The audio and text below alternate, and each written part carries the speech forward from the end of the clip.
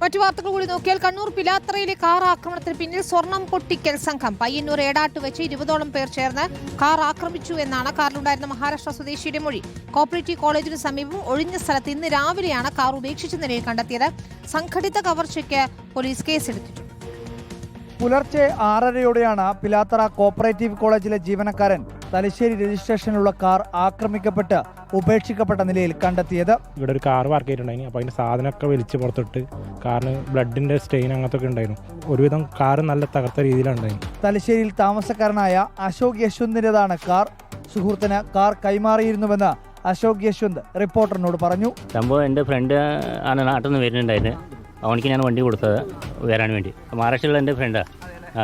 നല്ല സുഹൃത്ത്, അവൻ്റെ ഫാമിലി കൊണ്ടുപോകാൻ. മഹാരാഷ്ട്ര സ്വദേശി കുമാർ ജലന്ധർ നിഗമാണ് കാർ കൈവശം വെച്ചത്. മഹാരാഷ്ട്രയിൽ നിന്നും ഡ്രൈവറോടൊപ്പം തലശ്ശേരിയിലേക്ക് വരുന്നതിനിടെയാണ് ഗുണ്ടാ സംഘത്തിന്റെ ആക്രമണം. കാറിലുണ്ടായിരുന്ന സ്വർണവും പണവും നഷ്ടപ്പെട്ടിട്ടുണ്ട്. 1 കോടി രൂപയുടെ മുതൽ ഉണ്ടായിരുന്നതായാണ് പോലീസ് സംശയിക്കുന്നത്. എന്നാൽ 25 ഗ്രാം സ്വർണം മാത്രമാണ് നഷ്ടപ്പെട്ടതെന്നാണ് പരാതി.